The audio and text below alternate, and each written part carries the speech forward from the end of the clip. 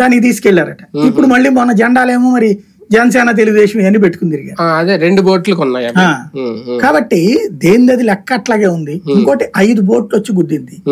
11.5 లక్షల క్యూసెక్కుల నీళ్లు వచ్చినప్పుడు జరిగే సహజ సిద్ధ పరిణామాన్ని ఒక పెద్ద కుట్రగా ప్రపంచం ముందు చర్చించడంలో మనం సరిగ్గా చెప్పాలంటే పాకిస్తానుడు గనక తన వైఫల్యాలు కవర్ చేసుకోవడానికి భారత్ గురించి ఎలా అయితే నెగిటివ్ గా కాశ్మీర్ గురించి నెగిటివ్ గా ప్రచారం చేస్తాడో అట్లాంటి రాజకీయం నడిపారు ఇక్కడ.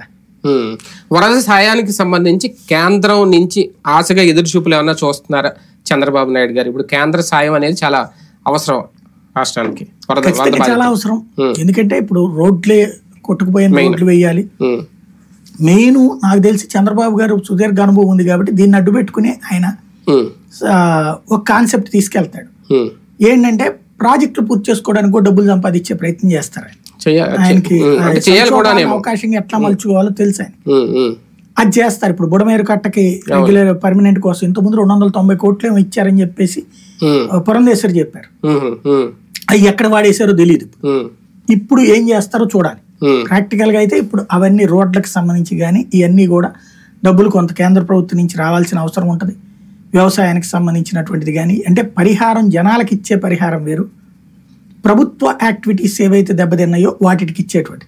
ఇందులో ప్రభుత్వం వైపు నుంచి అయితే పెద్దగా రోడ్లు ఒకటి, హైవేలు వీళ్ళకి సంబంధం లేదు. మిగతా రోడ్లకు సంబంధించి ఒకటి,